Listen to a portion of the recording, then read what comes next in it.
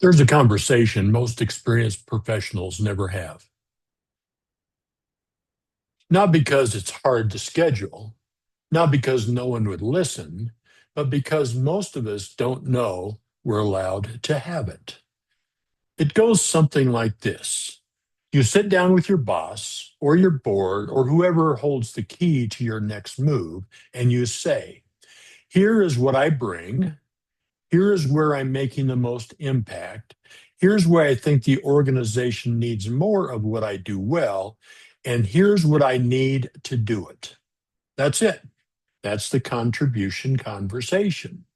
Not a performance review, not a negotiation, not a complaint dressed up as feedback, a direct, adult, professional accounting of value, yours, and what the organization needs from you.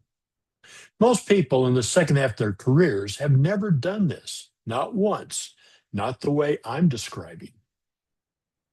And that absence, that void where the contribution conversation should be, is one of the primary reasons talented, experienced people end up sidelined, underutilized, or even pushed out.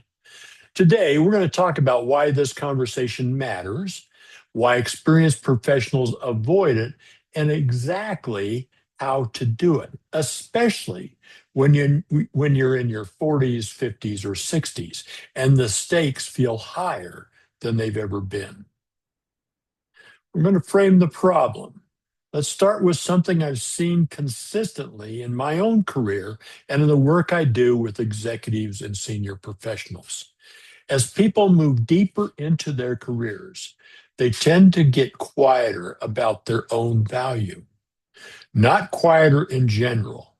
Most experienced professionals are still vocal in meetings, still engaged, still producing, but quieter about this, about the explicit, direct conversation around contribution, relevance, and what they bring that someone else doesn't.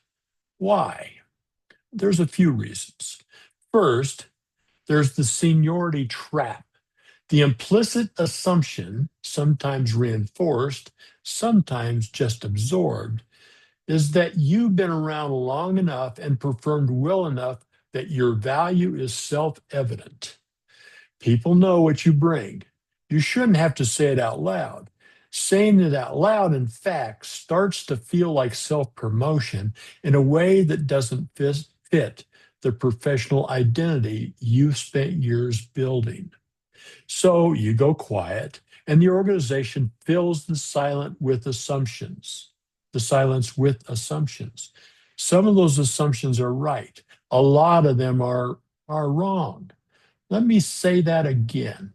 Assumptions will always fill the void of silence. Second, there's fear. I want to name this directly because I felt it myself. When you're in the second half of your career, the contribution conversation carries more weight than it did at 30. At 30, if it goes poorly, you've got time and options. At 50, the conversation feels different. It feels like it could confirm something you've been quietly dreading, that your window is closing, that the organization has already mentally moved on, that asking the question might surface the answer you're not ready for. So you don't ask. You stay in motion, you keep doing what you've always done, and you hope that it's still what's needed. Third, and this one is more subtle, is the contribution gap itself. Here's what I mean. Most experienced professionals know at some level that their contribution has shifted over time. The things you were hired to do in your 40s may not be the highest value things you can do in your 50s. Your expertise has deepened, your judgment has sharpened. The problems you're best equipped to solve are more complex, more strategic, more embedded in organizational dynamics than they were a decade ago. But no one has helped you articulate that shift. Not your boss, not HR, not a career coach in most cases. So you're still leading with the same headline, the same professional identity you built 15 years ago. And you're leaving the most valuable parts of your current self completely invisible. The contribution conversation is how you change that. It's how you take ownership of the narrative around your own value. It's how you stop hoping the organization notices what you bring and start ensuring that they understand it. Let's talk about what that actually looks like. Here's what the contribution conversation is not.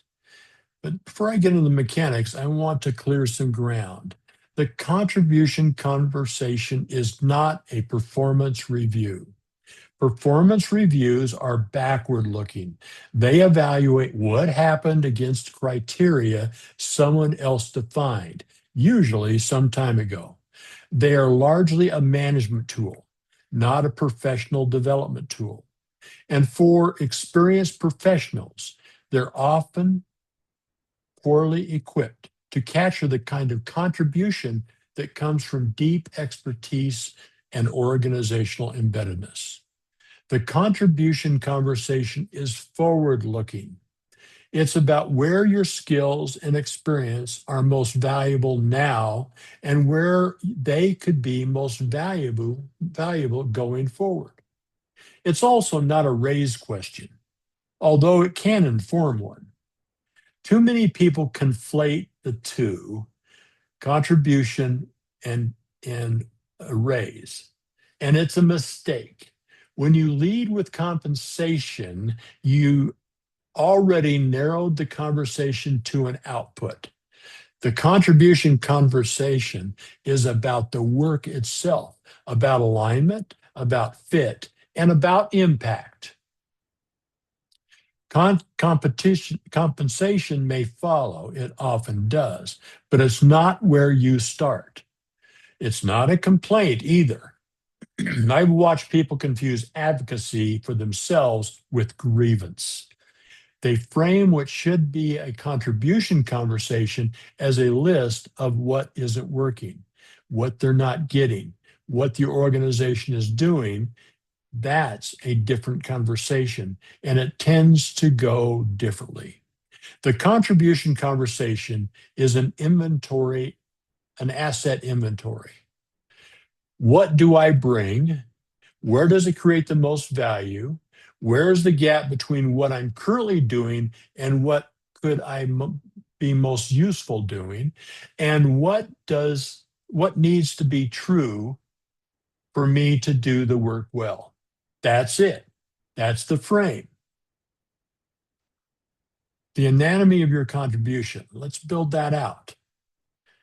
If you're going to walk into that conversation tomorrow with your CEO, your board chair, your executive director, whoever matters, what would you say? Most people, when I ask them this, they go immediately to their job description or their recent accomplishments or their tenure. None of that is wrong, but none of it gets to the heart of what you actually bring.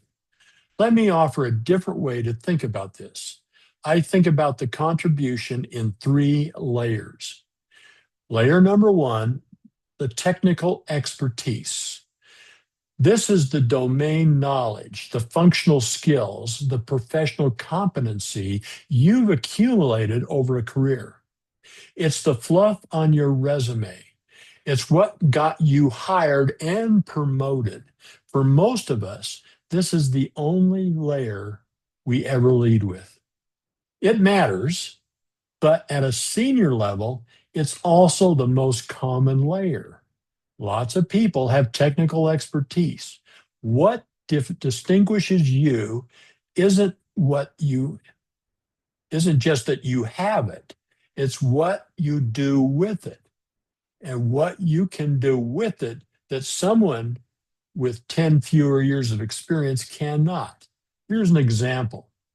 You're in a strategy meeting and someone proposes a new product initiative. You say, we tried a version of this in 2018. The concept was sound, but the unit economics didn't work at that member volume. We need to be roughly 3 times the penetration rate before it breaks even. Let me show you how that threshold looks, what that threshold looks like. That's technical expertise in action, not just knowing your domain, knowing it with enough depth and specificity that you can pressure test an idea in real time with numbers from memory. For this conversation to work, depth and specificity are critical. If you just said, we tried that 3 years ago and it didn't work, without the depth and specificity to explain the reasons it didn't work or what would need to change to make it work, your comment will come across as negative or worse than a demonstration that you are locked into the past and not thinking into the future. Layer 2 is pattern recognition. This is the part that's generally hard to quantify and easy to undersell. It's your ability to see around corners, to recognize almost immediately the kind of problems you're looking at because you've seen versions of it before, to know which interventions work and which ones look good in a presentation and fall apart in execution. This is a layer most experienced professionals own more deeply than they realize. And it is dramatically underrepresented in most self-assessments. I think about the moments when you've walked into a meeting, assessing the situation and thought or said, this is what's really happening here. And you were right because you've been in a similar room before, because you made similar mistakes, because you have a model of how organizations actually work versus how they think they work. Here's an example. You're 6 weeks into a leadership transition, and you notice the new CEO is pulling decisions back to the center. Approvals that used to live at the VP level are now requiring her sign off. No one's announced a policy change. It's just happening. You say to a colleague, watch for a reorg in the next 90 days. She's consolidating before she restructures. I've seen this before. She needs to understand every decision point before she's comfortable redistributing authority. 3 months later, the reorg happens exactly that way. That's pattern recognition. No data told you that. Experience did. That's real contribution.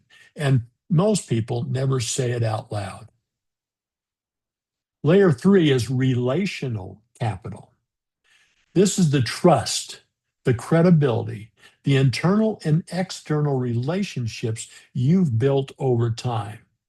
It's the phone call you can make that a 35-year-old in the same role cannot. It's the vendor, the regulator, the peer CEO who picks up because they know you. It's also the internal trust, the people in the organization who will follow you into uncertainty because you've been trustworthy before. The people who will tell you the real story because they know you'll use it wisely. Relational capital is invisible on an org chart. It doesn't show up in performance review. In many organizations, it's among the most valuable assets a senior professional holds. Here's an example.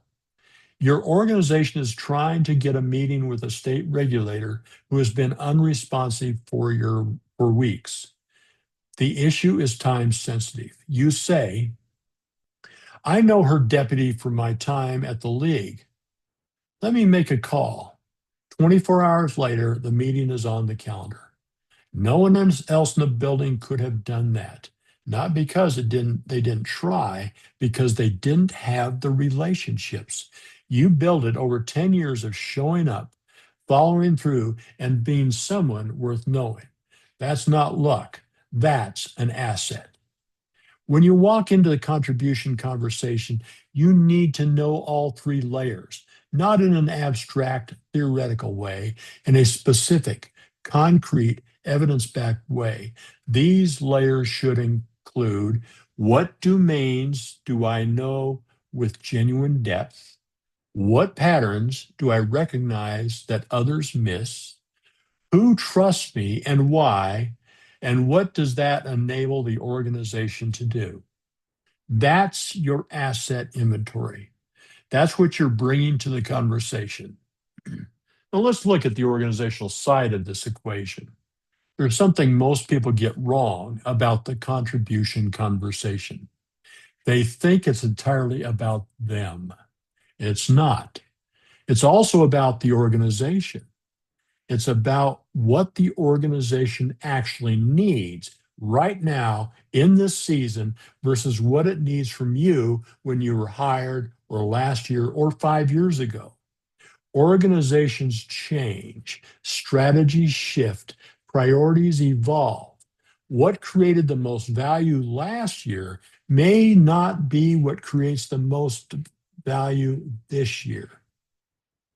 And experienced professionals who don't stay tuned to that shift can find themselves optimizing their contributions around a set of organization needs that no longer exists. So, before you have a contribution conversation, you need to understand genuinely, not just on paper, what the organization is trying to do. Not just the official strategy. The official strategy is the presentation. It's what I'm talking about is the operational reality. Where is the organization stuck?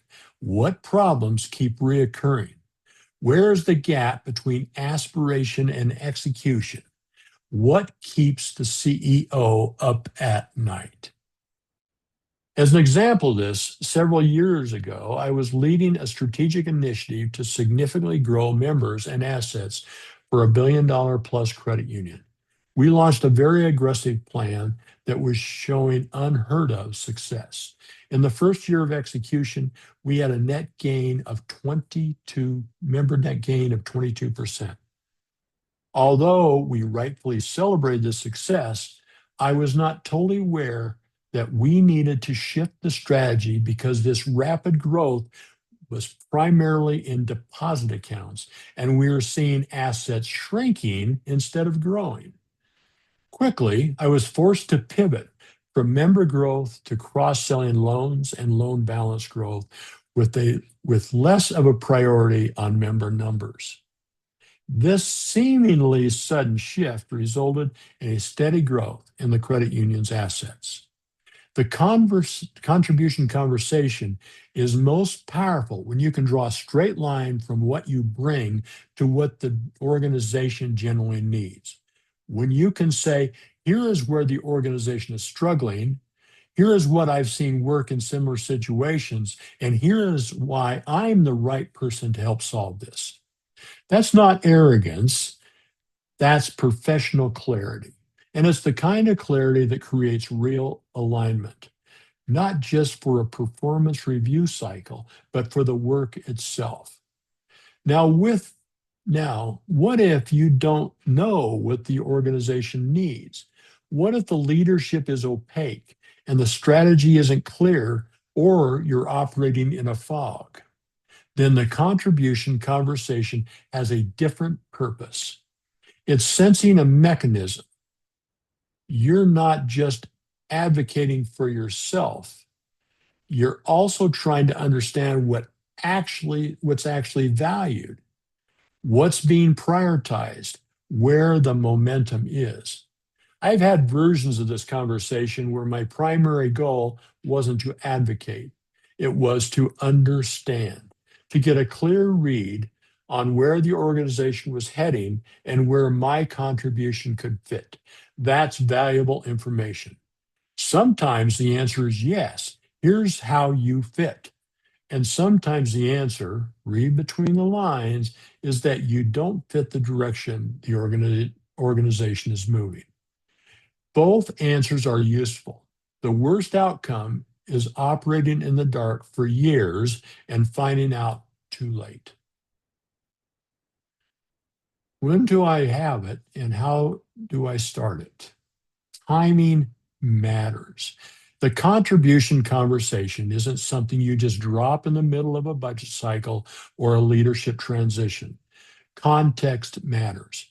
Readiness matters. And how you enter the conversation shapes everything about how it lands. Let me walk you through three common scenarios. Scenario one, you're in a solid position, but feeling underutilized. This is probably the most common situation I hear from experienced professionals.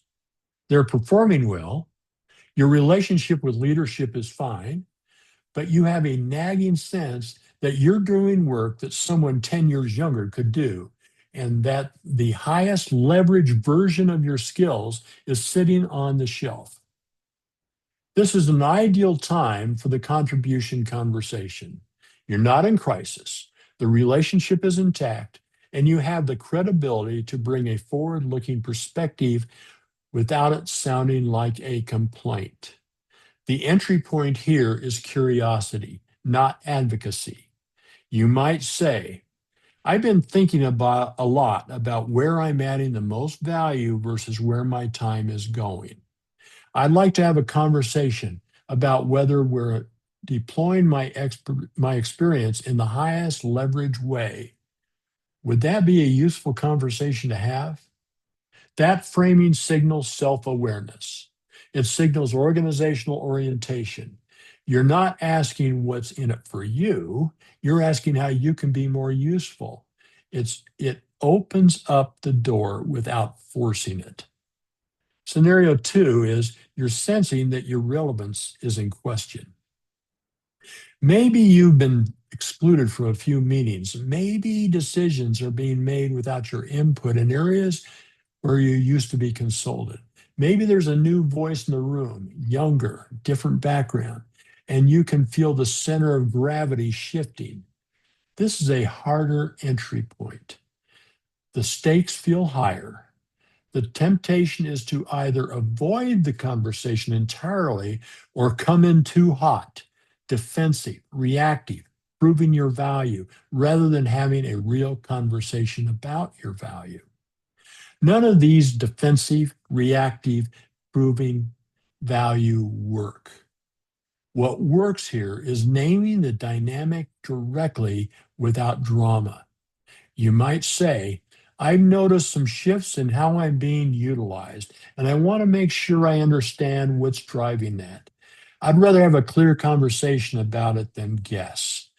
Can we find time to talk?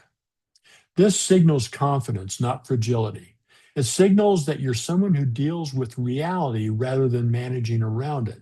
And it often opens a conversation that leadership is also trying to figure out how to have. Scenario three, you're in a role and exploring your next move. This is where the contribution conversation becomes essential as a positioning tool. Whether you're interviewing for a new role, exploring a board seat, building a fractional practice, or navigating some form of transition, the ability to clearly articulate your contribution is the foundation for every other conversation you'll have. Here, the conversation is more external facing. You're not talking about your current employer. You're talking about a prospective one, a client, a collaborator. And the same framework applies. What do I bring? Where does it create value? And why am the right person for this problem?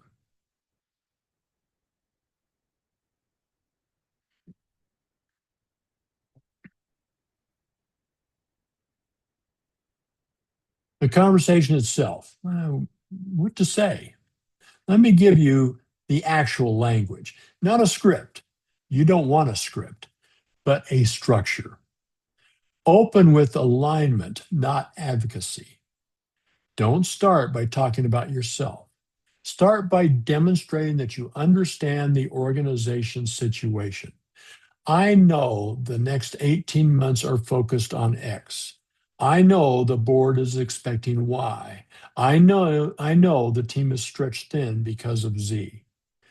This does two things. It demonstrates that your contribution conversation is grounded in organizational reality, but not just personal interest. And it earns you credibility before you say a single word about yourself. Second part is name your specific contribution. Be direct, not humble, not apologetic, not hedging. Direct. Here's what I bring in this to this, and that I don't think is fully visible. Here's one where my experience creates value that's hard to replace. Here's the pattern I see in our current situation that I've navigated before. Use specifics, not adjectives, not generic leadership language, specifics. When we went through X situation, here's what I saw and what I did. Here's what that kind of judgment is worth in the situation we're facing now. Then name the gap. This is the part most people skip, and it's often the most valuable part. Here's where I think my contribution is being underdeployed. Here's where I think the organization has a need for my experience is well suited, a need that my experience is well suited to address. And here's what I think it would look like to fix that. You're not complaining, you're not demanding, you're identifying a gap and offering to help close it. That's what good leaders do. That's what organizational partners do. And then ask a real question. End with something genuine. Does this match how you see my contribution? Is there something I'm missing about where the organization's priorities are shifting? What would be the most useful for me, from me? What would be the most useful from me in the next 12 months? Real questions signal intellectual humility. They signal that you're here to have a conversation, not deliver a monologue. And they give the other person something to respond to, which is where the most valuable exchanges actually happen. Okay, so what gets in the way? I've been in this conversation, I've coached people through it, and I watched it go sideways. Let me tell you what derails it. Ego is the wrong direction. Some people walk in too big, defensive, trying to prove value, almost combative. Leadership always reads this as insecurity masquerading as confidence. It shuts the conversation down. Others walk in too small, apologetic, deferential, almost asking permission to be valuable. That's equally destructive. You don't need permission to be clear about what you bring. The contribution conversation requires a very specific voice register: calm, grounded, direct, and genuinely curious.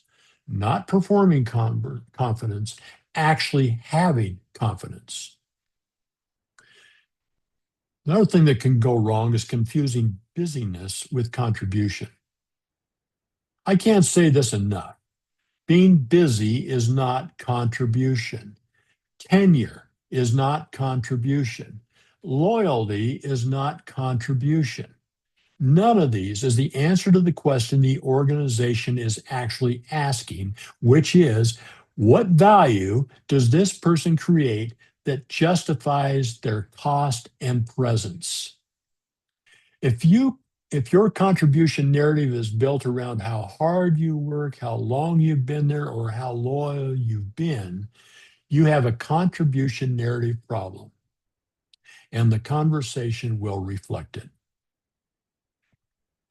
Another one go wrong is waiting for someone else to have the conversation first. The conversation is yours to initiate. Leadership isn't going to call you in and ask you to articulate your value. That's not how organizations work. If you wait for someone else to raise the subject, you already seeded the frame. Own it, initiate it, have it. So let's have a word on what happens after. Just one more thing. The contribution conversation is not a one time event, it's a posture.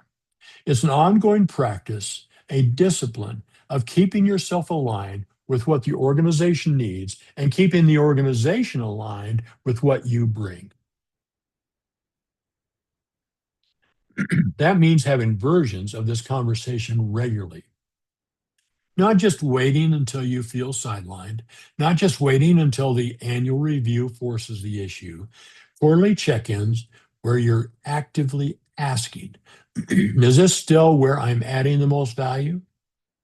Has anything shifted? What's coming that I should be preparing for? It also means updating the narrative over time.